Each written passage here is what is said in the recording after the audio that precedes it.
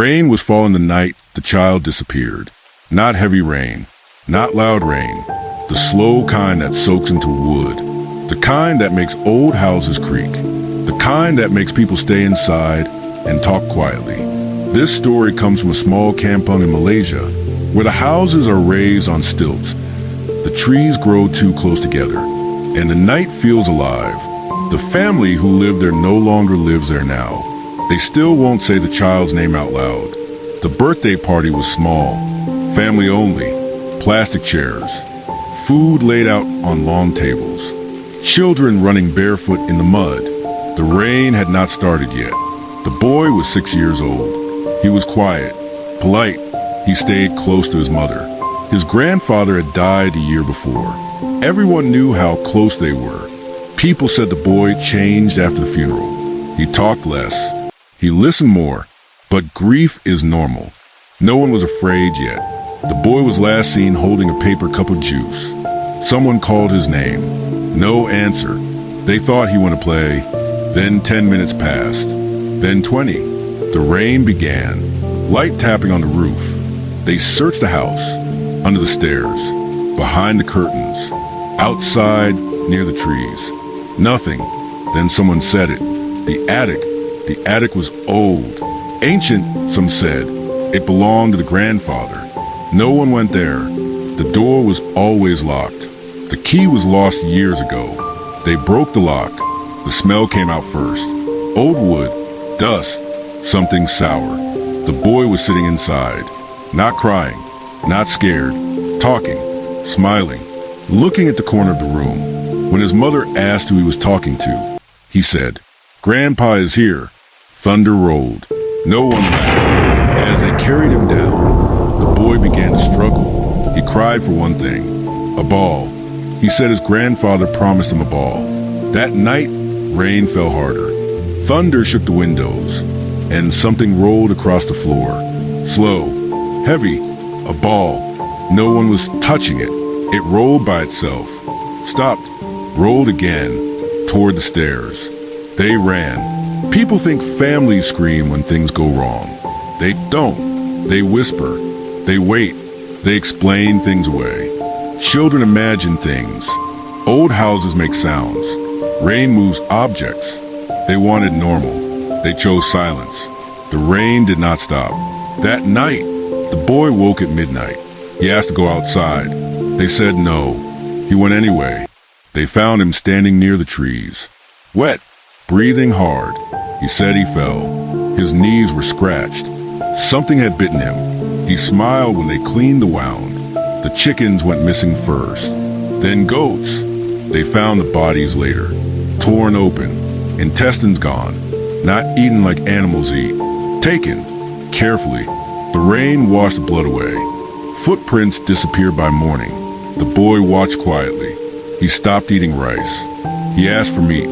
The boy began leaving his bed at night. Sometimes he was gone for hours. Sometimes he came back before dawn. Wet, injured, smelling like earth and iron. He said he fell. He always said he fell. Thunder followed him home. Children changed slowly. That's what made it worse. His eyes reflected light. Strangely, dogs avoided him. He stopped blinking often. He listened to the rain like it was speaking. People noticed he never played during the day anymore. Only at night. They checked the attic. Something had been arranged. Old clothes folded neatly. A sleeping mat laid out. Mud on the floor. Large handprints on the wall. Not the boys. Breathing could be heard above them at night. Slow. Patient. Waiting. The worst night came during a thunderstorm. Rain like drums on metal. Wind screaming through trees. People heard screams from the livestock shed. Then silence. The boy was gone. The attic door was open. Blood led into the forest. The rain erased it quickly. They never found him. Only stories. Villagers see a small shape moving in the rain, standing too straight, watching houses. Sometimes people go missing. Sometimes bodies are found. Open. Empty. The elders say something answered the boy, not the grandfather. Something old. Something that wears memories. The family believes this. The attic was not empty. The grandfather did not return. Something else lived there, waiting. It needed permission. The child gave it permission, with trust, with grief, with a simple wish. A ball. If you hear a child talking alone, if you hear something moving in the attic, if a ball rolls on its own, do not go upstairs. Do not answer. And never open old doors during the rain, because some things don't hunt right away. They grow. They learn. They wait for night. After the child was gone, steady rain, distant thunder. When the boy disappeared, the village did not panic at once. Villages rarely do. First, they waited. They believed the child would return when hungry, or tired, or scared. Morning came. The rain did not stop. By afternoon, people began to understand something was wrong, because the forest was quiet. No birds, no insects, no monkeys calling, only rain. Men gathered near the boy's house. They brought torches, machetes, old rifles that had not been fired in years. They searched carefully, calling the boy's name. No answer. They found marks near the forest edge, not footprints, pressures, as if something heavy had stood there for a long time, watching. What they found in the forest, the deeper they went, the colder it felt. Rain clung to their clothes. Trees blocked the light. Then they smelled it. Rot, iron, something old. They found a clearing. Animals lay there, not eaten fully, open, left behind. This was not hunger. This was practice. One man said out loud, "This is not an animal." No one argued. That night, the elders were called. They sat quietly. They listened. They did not interrupt. When the story was finished, one elder spoke. He said the attic mattered. He said grief matters. He said some things answer children, because children do not protect themselves with doubt. He did not say the thing's name. He said naming gives strength. 2 nights later, during heavy rain, someone saw it, near the rubber trees. A small shape, standing wrong, too still, too tall for a child, too thin. When lightning flashed, they saw the face. Familiar, but stretched. The man ran. He did not stop running. The village decided to hunt, not to kill, to drive it away. They brought charms, salt, fire, prayers. They moved as one. Rain soaked them. Thunder shook the ground. In the forest, they heard movement. Fast, light, circling, watching. Someone whispered. It learned the paths. They did not see it attack. They heard it. A scream. High, broken, human. One man fell. Scratches across his chest. Not deep, measured, like warning marks. The rain washed the blood away quickly. The forest went silent again. Later, they understood. It was not finished growing. It still remembered being watched. It still remembered rules. It hunted alone. At night, it avoided groups. For now. The elders tried one last thing. They returned to the house. To the attic, they burned what was inside. Old clothes, mats, toys. The rain screamed against the roof. The wind shook the house. From the forest, something howled, not angry, hurt, like something losing its home. The attack slowed, then stopped. People thought it was over. They were wrong. Months later, people from nearby villages reported sightings. A shape moving during storms, never during dry nights, always during rain. The elders believe this now. The boy is gone. What remains wears his memory. It does not live in one place. It follows storms. It follows darkness. It follows grief. Final words. Rain soft, thunder far away. Villages don't hunt monsters to win. They hunt to survive. Sometimes, survival means learning when not to follow. If rain wakes you at night, and you hear something moving just outside the trees, stay inside. Stay quiet. And remember, some things learn how to be human by watching us run. Silence. Rain continues. Years passed. That is how people survived. They married. They buried elders. They built new houses. Children were born who never heard the story. The old house was abandoned. The attic collapsed slowly. Trees grew back where blood once soaked into ground. The village told itself a simple lie.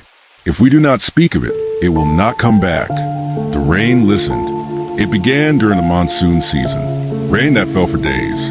Roads flooded. Power failed. The forest swelled. A goat went missing in a nearby village. Then another. Bodies were found later. Open, clean, intestines gone. Elders felt the same cold fear in their stomachs because this was familiar. Children always notice first. A boy walking home from school said someone followed him, not chasing, walking, slow. He said it stopped when he stopped. He said it stood under the trees and watched. When asked what it looked like, he said, "It smiled like it remembered me." Rain hit the roof harder that night. People think monsters change. They don't. They learn. What returned was not the same thing that left. It was bigger, smarter. It knew roads now. It knew houses. It knew that people locked doors. And it knew children still listen. People began seeing it during storms. Always rain, never daylight. A shape moving along the edge of the village. Too tall for a child, too thin for a man. Its joints bent wrong. When lightning flashed, faces looked familiar. Different faces, but familiar, as if it wore memories like clothes. They tried to deny it, until a man was found near the river. Open, carefully. No struggle, no scream. The rain washed everything clean. Doctors blamed animals. The elders said nothing, but they stopped sleeping. People began dreaming the same dream. An attic, dark, smelling of old wood, a voice asking softly, "Can you play with me?" People woke sweating, hearing breathing that was not theirs. Thunder shook the houses. The elders finally spoke. They said the fire years ago did not destroy it. It only removed its anchor. The house was gone. The attic was gone. So it learned to move. It followed storms because storms sound like that first night. Rain covers footsteps. Thunder hides breathing. The world becomes loud enough for it to walk openly. This time, the village was older, slower, fewer men. They gathered anyway. Torches flickered in the rain. Prayers were whispered. They entered the forest. The forest did not resist. It welcomed them. That was a mistake. They did not hear it come. They felt it. Pressure, a heaviness in the air. Then lightning revealed it, standing among them, smiling, not angry, curious. Its mouth opened too wide. Its eyes reflected the storm. Someone screamed. It moved, fast. One man fell, then another, not dead, marked, clawed, like before. A warning. Later, they understood. It did not hunt crowds. It hunted individuals. It learned patience. It learned fear makes mistakes. It did not need to rush. It had years. An old woman saw it clearly. She had known the boy. She said it stood outside her house during a storm. It did not enter. It whispered, not words, breathing, slow, satisfied. She said it sounded like something that finally learned how to breathe properly. She died 3 days later, peacefully, but afraid. After that season, the killing stopped. The rain slowed. People relaxed. But children still disappear sometimes. Not often, just enough, and always during storms, always near forests, always leaving behind clean ground, no blood, no tracks. The elders believe this. It is no longer the boy. It is no longer tied to one place. It is something shaped by grief, permission, and time. It hunts when the world is loud. It hides when the world is quiet. And it remembers the sound of ball rolling across a floor. If you hear rain tonight, and something walks slowly past your house, do not look out the window. Do not call out. And if a child's voice asks you to play, Remember, some games never end. Fear cannot stay loud forever. It becomes tired, like people, like villages. After the second hunt, the elders stopped calling meetings. The men stopped carrying machetes at night. Children were allowed outside again, not because the danger ended, but because life demanded space. Crops needed planting, weddings needed planning, funerals needed digging. The village learned to live beside the shadow. The storm still came, but the shape was seen less often. No more goats were taken, no more scratches on doors. Dogs still barked at empty trees, but not every night. People began to believe the thing was moving away. One fisherman said he saw it near the river mouth, walking toward the highway. A lorry driver swore something small and thin crossed the road during heavy rain. Too fast to be a child. The pattern was changing. Elders say spirits do not belong to places forever. They stay where attention feeds them, where stories are repeated, where fear keeps a seat open. But when people grow tired of remembering, even monsters feel unwelcome. The old house was gone. The attic was dust. The family had moved far away. Nothing called it by name anymore, so it began to travel. During the final monsoon, something different happened. Instead of coming closer to the village, the sightings appeared farther out, near the abandoned tin mines, along the road to the next district, beside bus stops where students waited before dawn. It no longer circled one place. It followed movement, like it was learning a bigger map. A teenage girl gave the clearest account. She waited for the school bus at 5:40 a.m. Rain was thin but steady. Across the road stood a boy. She thought he was lost. He held something round in his hands. A ball. He asked very politely, "Can you play with me while I wait for my grandfather?" The bus arrived before she answered. When she looked back from the window, the road was empty. Only the ball remained, rolling slowly in the water. After that story spread, the elders met one last time. They agreed on something painful. The village was no longer the center. Whatever had been born in the attic had outgrown them. Hunting it again would only invite it back. So they chose a different kind of courage. They chose to let it go. One final storm passed over Kampung Sarimelur. Thunder that felt close enough to touch. Rain that erased the edges of houses. Several people heard footsteps moving away from the village, not toward it. Dogs did not bark. They only watched the road quietly. An old man said he felt the air become lighter, as if a heavy guest had finally stood up and left the table. Nothing dramatic followed. No final battle. No great victory. Just ordinary mornings. The children grew up. New families moved in. The forest reclaimed the clearings. But small habits remained. No one builds attics anymore. No one keeps old toys after funerals. And when a ball rolls by itself during rain, people do not touch it. No one knows where it lives now.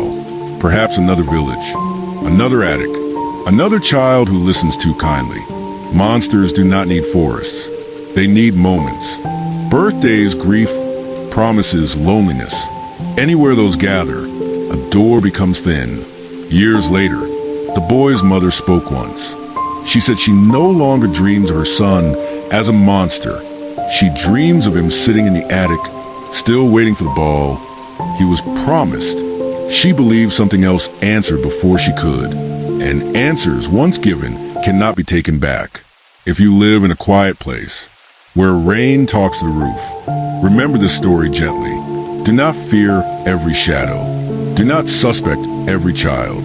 But be careful with locked rooms, with promises made to the grieving, with toys that move when no hand touches them. Because some things do not die, they only move house. And one night, far from Malaysia, in a place you think is ordinary, you might hear a small voice ask, "Can you play with me?" Thank you for watching. Subscribe to my channel.